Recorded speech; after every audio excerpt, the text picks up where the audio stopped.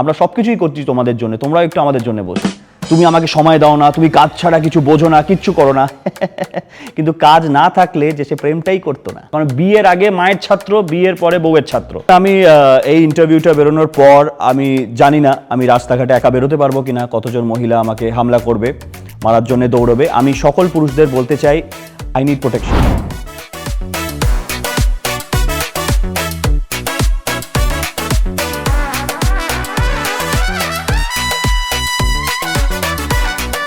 সকল পুরুষদের বলছি, ক্যামেরার ওদিকে যারা সকল পুরুষরা আছে তাদেরকে বলছি, এই যে নারীদের ব্যাপারে আমরা সবসময় বুঝি, বোঝার চেষ্টা করি, কতটা বুঝতে পারি জানি না, বোঝার চেষ্টা করি, কিন্তু আমাদের পুরুষদের এই যে মহিলারা বা মেয়েরা কতটা বোঝে বা ইভেন বোঝার চেষ্টা করে, সেটা আমার কাছে একটা বড় প্রশ্ন।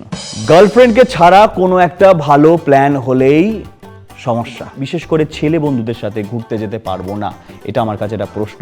আর জায়গাও তুমি কেন ঠিক করে দেবে যে গেলেও এইখানে হরিদ্বার ছাড়া যেতে পারবে না? না, আমি ব্যাংকক যেতে চাই, কিন্তু আমাকে বলা হবে যে তুমি হরিদ্বার ছাড়া যেতে পারো না, ম্যাক্সিমাম হরিদ্বার অবধি যেতে পারো, পুরী ব্যাস, এর বাইরে নয়। কিন্তু আমি যেতে চাই ব্যাংকক, থাইল্যান্ড। আমি এটা কেন যেতে পারবো না? আমি কেন শুধু স্যান্ডউইচ খাবো, আমি স্যান্ডউইচ উপভোগ কেন করবো না? আমার এটা বড় প্রশ্ন। এই যে আমরা যখন কোনো ট্রেনে যাই, একটা পুরো ডেডিকেটেড কামরা তোমাদের জন্য থাকে, দেখেছো কত আমরা খেয়াল রাখি। বাসে যাই, একটা পুরো ডেডিকেটেড সিট তোমার জন্য থাকে। একবার আমি সেই সিটে বসে পড়েছিলাম বাসের, তারপর আমাকে প্রচুর খিস্তি খেতে হয়েছিল। কেন এই অত্যাচারগুলো কেন? আমরা সবকিছুই করছি তোমাদের জন্য, তোমরাও একটু আমাদের জন্য বোঝো।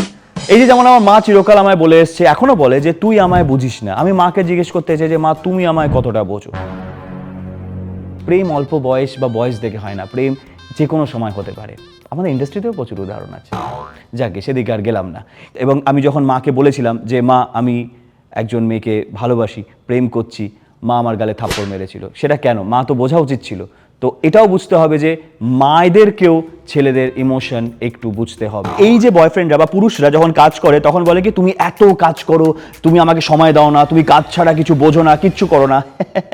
কিন্তু কাজ না থাকলে যে সে প্রেমটাই করতো না, এটাও মাথায় রাখতে হবে গুরু। সুতরাং এই যে পুরুষদেরকে একটু বুঝতে হবে, এই যে কোনোদিন তুমি একটু লিপস্টিকের আবদার করে বসবে, কোনোদিন তুমি একটু এই আবদার করে, কোনোদিন 5 স্টারে খাবার আবদার করে বসবে, তো সেই বিলগুলো তো এমনি আকাশ থেকে পড়বে না বাবা। এই যে যেমন গার্লফ্রেন্ডরা যেমন বলে ছেলেদেরকে, তাদের বয়ফ্রেন্ডদেরকে যে তুমি আমায় ছাড়া সবাইকে অ্যাটেনশন দাও, দেখো এটা বুঝতে হবে যে আমরা যদি সবাইকে অ্যাটেনশন না দিই, তাহলে বুঝবো কি করে যে তুমিই সেরা?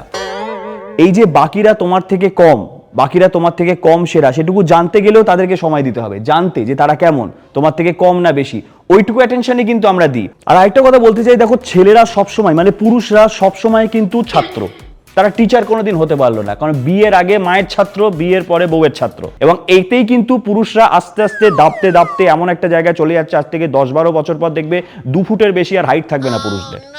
এবং এইটাও আমি একটা প্রতিবাদ করতে চাই যে ছেলেরাও যখন শান্ত থাকে, তার মানে এই নয় যে ওরা আনস্মার্ট, লাজু, কথা বলতে পারে না, এরকম না। আর এক্সট্রোভার্ট মানে এই নয় যে বেশি বাতেলা মারছে, কারণ আমাদেরও একটা 2 ধরনের নেচার আছে, ঠিক যেমন মেয়েদের আছে। আমাদের নেচারটা তাও বোঝা যায় যে আমরা কিরকম, মেয়েদেরটা বোঝাও যায় না।